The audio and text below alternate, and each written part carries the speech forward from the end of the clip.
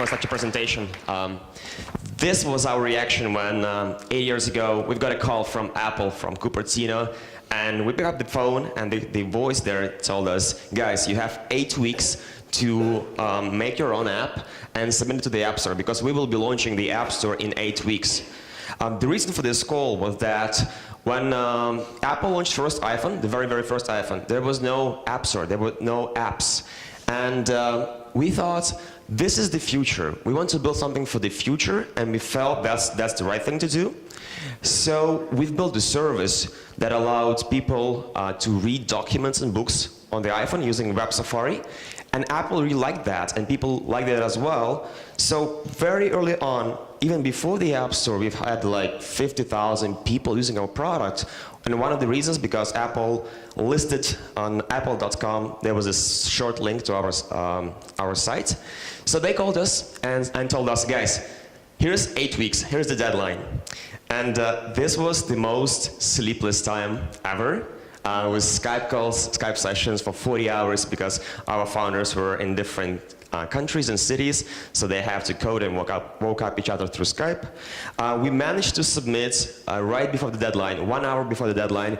We submitted our first product, and so 3 weeks after the App Store goes live, we are live. That's our app that cost $15, and we realized, even though the timing is perfect, right? We've done something that Apple asked us, and we felt this is like the right thing to do because we really believed that we want to help people to do more with their devices. But the problem was that we're still making this much money every day, like $100 a day. It wasn't enough to run a company or business with like 4 co-founders, the servers, and so on and so on.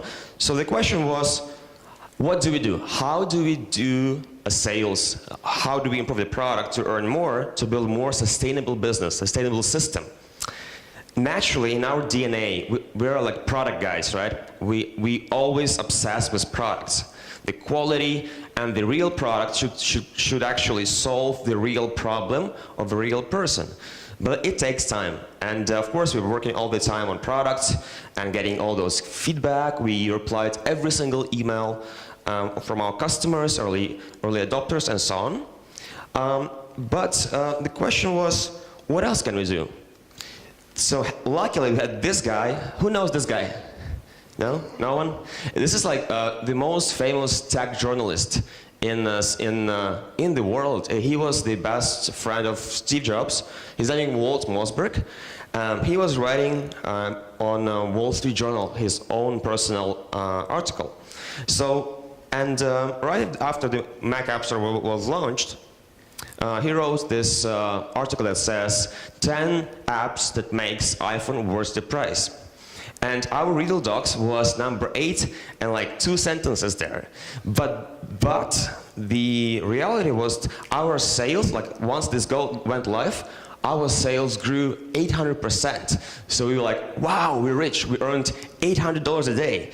And I thought, right, so if this small article makes such a big effect on our sales, because it was huge money for us, right? Because we are like still a small company, small startup. We should focus on press. We need press. But we had a problem. We're a company from Odessa. You know, like young guys, like 4 friends, 23 years old. Nobody knows about us. How do we compete with all those big companies from Silicon Valley, all those startups, and all those hundreds of apps, and even thousands, going live every day? I was writing a lot of emails, a lot of trying to make even calls to those press people, and most like those press people, they live in Silicon Valley, mostly in San Francisco and around. Some of them are in New York, and I was sending my emails to them, trying to pitch them. I guess my English wasn't that great. The pitches were not great at all. I got no replies. My ego was hurt. I thought, they're replying, they probably don't like me. And then it didn't work. It just didn't work for some point. So I stepped back and I tried to analyze what I was doing wrong. So analyzing that, I realized how media industry works, right? So why this site or this blogger or this journalist will write an article about something. Do you guys know how media works, right? How they make money in Silicon Valley, right? No? Yes. So the main reason for the website to bring people, right? Because they can show ads and advertise. So that's how they make money. People, and by the way, people in the US and Europe, they don't pay for articles. All press is free. It's only in Ukraine and Russia and these countries, maybe in China as well, you can actually pay for something. Yes, you can sponsor stuff, but that will be like, that will tell you sponsored. So anyways, I try to understand how this whole thing works, and I try to put myself into blogger's shoes as to what does he need, what kind of content he needs, right? Because apps were cool, or we had great kind of insights from the App Store. So I've tried to not only give relevant information and relevant news, but also build relations, because it's all about relations. So this is like I want to be like very hands-on, like to tell you what we've done and what worked, what didn't, so you can actually use it maybe for yourself. So first of all, I was looking at press, and I thought we have to focus on sites that write about IT, right, technology sites. And those sites, let's say they focus on personal productivity or business apps. Then I went to those sites and I searched for bloggers or journalists who would write about it. By the way, we've never done any PR agency, and as to you guys who are doing your own startups, I would not recommend doing PR agencies at all. Do it yourself, because first, press loves young founders with this passion in their eyes and their own stories. And PR is pretty much expensive. Let's say it could easily cost you $10,000, $15,000, $20,000 for PR campaign. They will promise you press, but it might not work. So I analyzed who are the guys that I want to reach out, and I started building relations with those guys. And luckily at that time, there was a rise of Twitter. Every journalist got a Twitter, and I started following them on Twitter. I was trying to make comments and try to separate myself from, let's say, all those other startups, all those other app guys that send them pitches to their emails. And I asked actually a friend of mine who works at TechCrunch, John Biggs. He gets like 400-500 emails per day. So how do you separate yourself? The only way for me that worked for me was start building your own relations with this guy. Try to give him some information, or let's say if he writes an article, you can actually comment or ask questions or provide more information. So he will be, all right, this is a smart guy, or even like the questions you ask, you can ask a really good question, and that will qualify you as a good guy. And also, so I started building those relations, and when the time comes, when we have a big newsworthy release or update or a new app is going live, I would be reaching out, making a small pitch and telling them, hey guys, like, I'm Dennis, you probably know me, and that's our new product. It's cool because this and this, very short. I'll be happy to tell you more, or even offer some exclusives.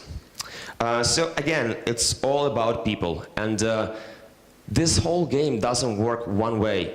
You cannot like always ask for something. The big mistake that I saw from, let's say, in our culture, right? We come to Silicon Valley, we fly there, we buy tickets, and we try to grab those people and like meet them and ask something. But it's great, and luckily in Silicon Valley, this whole paid-forward mentality where people can do things for you for free, or just give you advice, spend their like time, or make some intros.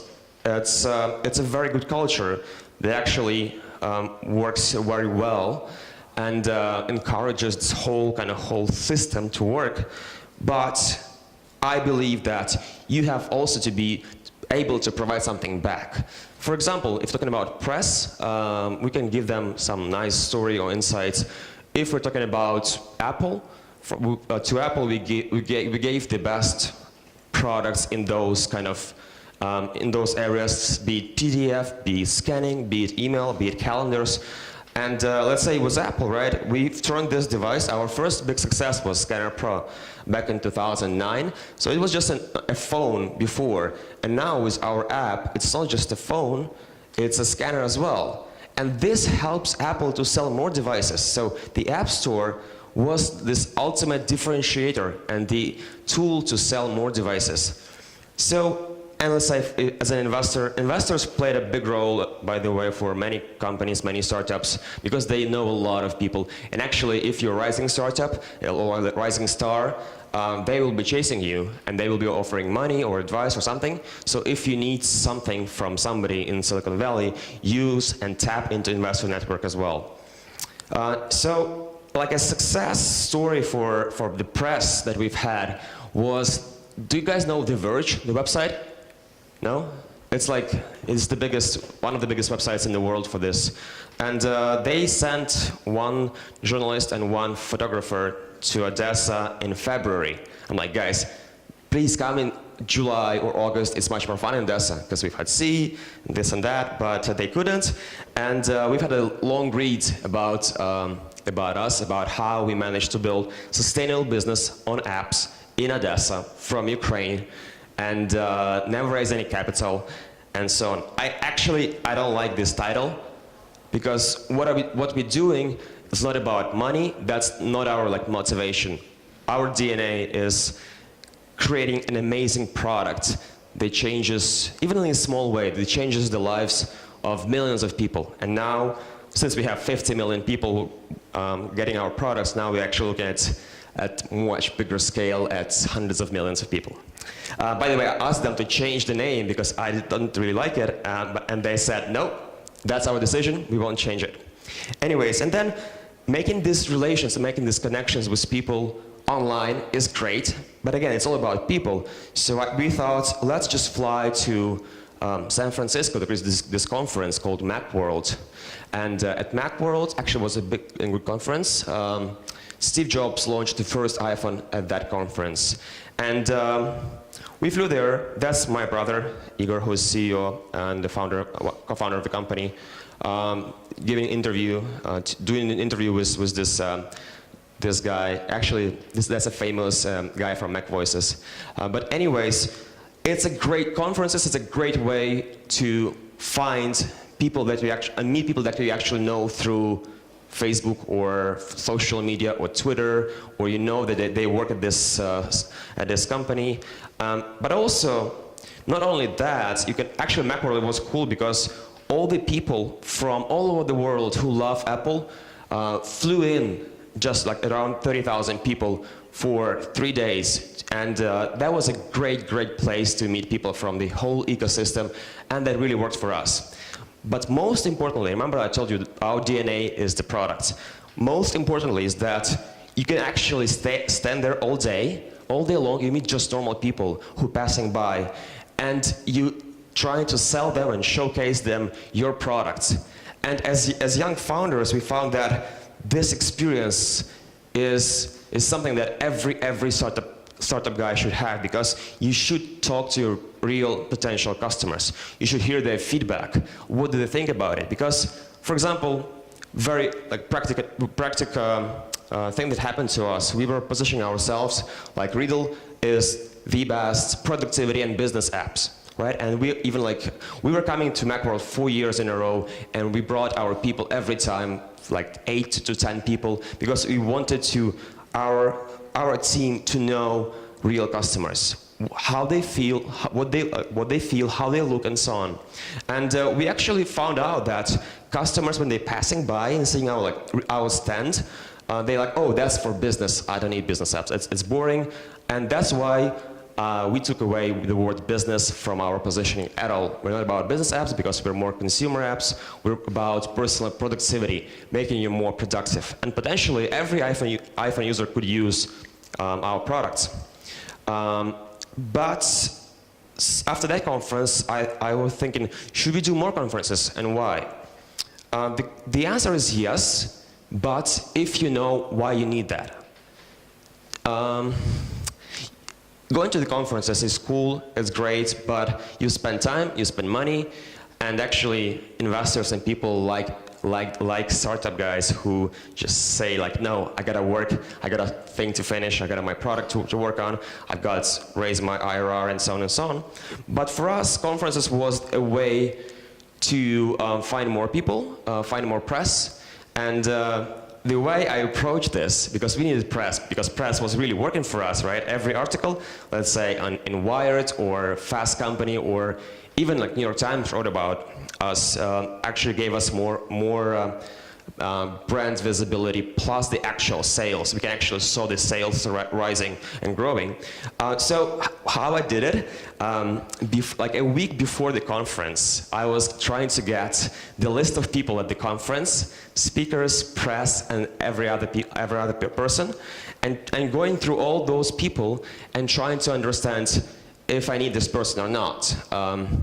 I made a huge kind of like a dossier in Evernote for each person, his photograph, his name, company, because I have very bad, like, I have bad визуальная память, у меня плохая, so sorry for some Russian. So I had to go like to this conference with an actual iPad and the slides in Evernote and trying to find these people like, oh, Steve, I know you, hi, I'm Dennis. And then you just start talking to people, and that's how you actually approach them. Because you gotta hustle. I hustle hard, I tell you. All these conferences, everybody was, because you wake up at 7 a.m., you go there, you stand the whole day and talk to people. It's very tiring, by the way. And then you have this more kind of gatherings and night events and parties, not the actual parties, but actually like more networking events, right? And you gotta just go there and hustle and try to find people that you need, and that's like, for example, this New York Times article was a coincidence. I met this guy at this networking event, and he had red hair. I'm like, hey, I know you on Twitter, I follow you on Twitter. And that's how we met and we spoke, and 1 year later, he wrote this article about Scanner Pro. So that's why conferences work for us. But if you go into a conference, you have to know why. You have to know why do you actually need that. Okay, and by the way, remember, I don't really like the word networking, and also networking is just one letter difference from not working. And try not to use this word at all. It's all about people, right? At some point, we grew to that stage where press wasn't making enough impact on our sales, because we were like 30, 45 people at that time and making good revenues. And I was thinking, okay, how else can I actually help our company to grow and grow revenues? Unfortunately for us, we just couldn't do any advertising because LTV is too low. Our apps cost in between $3 and $10, and Apple takes 30%. So let's say if we sell Scanner Pro for $3, Apple takes 30%, so we have $2. And $2 is not enough for scalable acquisition, right? So advertising doesn't work. And what else do I have? Apple. And just to give you a few slides forward, that's Craig Federici at WWDC, Worldwide Developers Conference at Apple, speaking about the future of iPad in business as a platform. Again, business, right? And not one, but 2 our products are featured there. So that was cool. We didn't know that. And last year, we launched our first Mac product, PDF Expert for Mac, because we've had 4 million users on iOS devices using PDF Expert, and they were asking for Mac products. And we actually won the App of the Year on the Mac App Store. And these things works incredibly well for your revenue, because everybody goes to Mac App Store or normal App Store, and once Apple features you, your downloads grow like this. And that was the best kind of channel for us. So how did I build that? Not because I know Tim Cook or we had a few selfies with him, but because we always focus on the product. So a great product is your best business card. Sometimes I go and I tell like, hey, I'm Dennis from Riddle, and people might not know the company, but when we start talking about our products, they have, yes, I have your Spark. We know Spark, of course.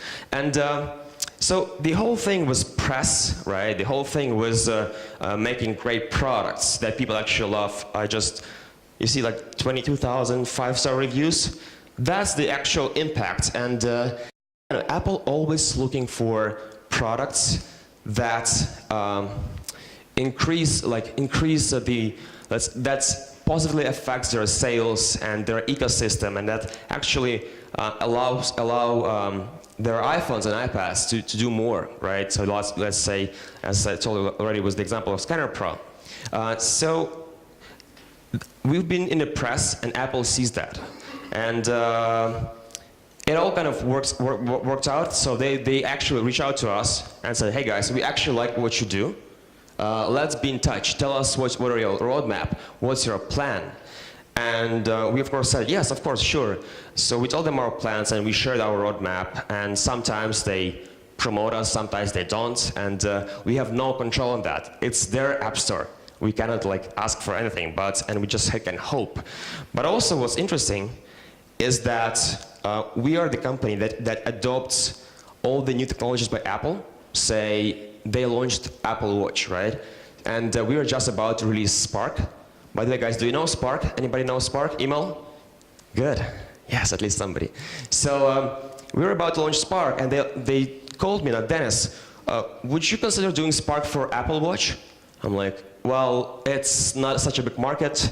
We won't be getting any more customers or revenue for this. But I said, yes, we will do it. So they said, okay, come to our secret office near London, and you will be given access to Apple Watch even before the official release. Because what Apple needs is, on the day of release, they need a lot of apps and a lot of products that actually support these technologies. Be it Apple Watch, be it the big iPad Pro with Pencil, or let's say when they launched all these new developments with iOS 10, they need apps and they need developers to support their iMessage app, right? So if you want to kind of, your chances of probability of being featured is much higher when you actually support all those latest developments. So my advice to you, do that. And speaking about the bridge from Ukraine, Odessa to Silicon Valley, and being in Ukraine and staying in Ukraine, I do believe that it is possible to build a great company in this country, and because of a few reasons. First of all, we have an amazingly talented people, engineers, and let's say even some people that are non-engineers, but great mathematists or physicists that could be working in AI departments. And it's possible to find them and actually hire them here and bring them to your team, because otherwise, let's say if you're in the US or in England or EU, those people would be working for NASA or those bigger companies or Facebook. You won't be able to get them. But also, what's interesting is that, of course, let's say if you have $1 million of investment in Ukraine, you can get a team of 25, 30 people per year, whereas in Silicon Valley, that Vitaly told us, it's 6 people a year. So imagine a team of 25 people can do much more. Yes, you can fail more, and but you can try more pivots, you can try more MVPs, you can try more products.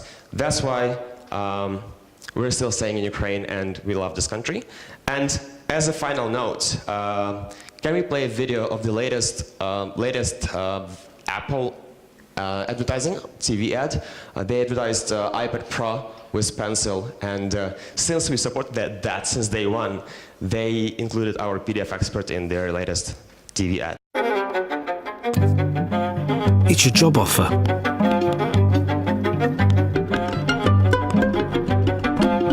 It's your sales pitch. It's your empire. It's an iPad Pro. Well, that's it. Thank you, guys. Thank you, Dennis. By the way, we can do questions, right? We can do Q&A for do we have time? No, I'm opening the floor for Q&A actually. Okay. No, it's not me, it's them who are going to ask questions. Sure. All right, raise your hand, you know the system, you know the rules. By the way, Make guys, it short. we are still Make it up to the point. We are hiring. We need more smart people on our team to build more. We're hiring too. Just taking the opportunity, yeah. Yeah, here we have a question, please. Hi, Doesn't work? Hello. Oh, yeah. Okay, it works. The question is, what was the most effective way to get to the journalist? Was it Twitter or email or? So it was Twitter, definitely Twitter. So all my Email doesn't work, yeah? Huh? Email doesn't work. Email, it works. It works if you have a newsworthy news. If you have something big to tell, and he will be interested, so you have to know what his area of interest, right? And if it's like timely, at the precise time, that will work actually, yes. But also, you can go like an email and Twitter, do both ways. Thank you. Okay, anyone else? Anyone? Yes, please. One tip, when you ask a question, hold your microphone like a flute, not like an ice cream, okay? It's important for the sound. Could you please tell a little bit more about your experience, and have you raised some investments? And actually you talking a lot about media, but could you please share your experience, like from Ukrainian side, to try, or if you try to raise some investments or establish a new partnership with other companies based in Silicon Valley? Thank you. We've never raised any money. We've private company, bootstrapped. Remember I told you our first app was $15. Of course that changed, but we were able, and we were lucky at that time, to build the app ecosystem that is kind of good portfolio of products. And we had good sales, so we didn't actually need to raise. So raising money is tricky. So unless you can stay private and not raise, try not to raise. That's my advice. Hello? Yes, please, over there. Gentleman, the fourth row. As I understand, you don't support Android. No, your products are on Android. Why? Yeah, that's a good question. So, You get special benefits from Apple for that? no, we don't have anything. So, by the way, so for Android, for us, it was easier and better to launch new products on Apple, on App Store, because we already know, we had the funnel, we had the channels, we knew press, we had our customers to which we can cross-sell again, we had Apple that might feature us, and so we had the whole ecosystem ready to, like, if you plug the new products, we can spread that and earn money, right? And since our business model is paid apps, anywhere from $3 to $10, that won't work on Android. Android users will not pay money upfront for products. We didn't want to to do other business models, let's say advertising inside our apps, right? Or mine data or so on. So it was, first of all, financially wise, it wasn't like, it's better to launch something for Apple, but also it really depends on the model. So let's say Spark will be on Android. Spark will be on all the platforms because it's a different model, right? We don't monetize like selling these products. So yeah, that's why we're changing this right now. You can get payments. Android people will not buy products. Android users do not pay. Why? I don't know why. I wish I knew. Hello, Dennis. I'm here. Yes, Hi. one more. My name is Vuhar, and could you please bring some more light on the structure of your marketing team, or maybe also sales team that actually did that fantastic job? We actually don't have a sales team. So we have, that's consumer side of the business, and we don't have sales for that. Marketing, it's a very small team, but I'm growing it right now. Right now, I have 6-7 people in the marketing team. We have one designer, one PHP, everybody in Odessa right now. The whole team is 100 people, but everybody's in Odessa.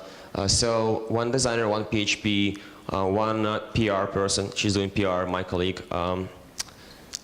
We have one growth hacker / social media guy, and one product marketing manager. That's about it. But I'm now hiring a more established SEO team, because we've never done SEO as well. It's all organic, we didn't need that. But with a new product, we will actually focus on that. Okay, we have room for one more question. Yeah. Please. So basically, in Ukraine, we have a lot of talented. Can you? I don't. Okay, I see you now. Okay. My name is Dmitro. In Ukraine, we have a lot of talented engineers, and when you hire some engineer, you can check their skills that they are good in. What about project managers and product owners? How do you check that this is a correct person to be a product owner, and how do you check what methodology do you use? That's a very good question. I agree. We have a lot of engineers, developers, they're great, but we don't have enough product people. The people who can actually build the products and understand what value and how do we package this technology and how do we sell and to who do we sell, right? So we were lucky, one of our co-founders, Alex Tagulsky, is a genius guy. He's a product manager behind every product that we have. Of course, not only he, because we have a huge team of people, of smart people, but at this point, so in our history, we were doing product by product, one by one. So Alex and his team was doing the products. How do we hire now? We try to see the track records and we try to see the mindset of a person. We can actually, if the mindset is correct, if the focus is on the value of the product, and we put our customer first. Customer first always, right? We will sacrifice our revenue to provide a better customer experience. So if we see that mindset in a person, he could be like less experienced, he could not have like this big track record. But if he's the right fit, the attitude, the values, and the ambitions, then we will take it to our team, and let's say Alex will coach him. And by the way, that's what we're like doing right now. We're trying to put a product person for every product, and we're doing teams for every product so they can actually grow the products themselves. Thank you. Thank you, Dennis.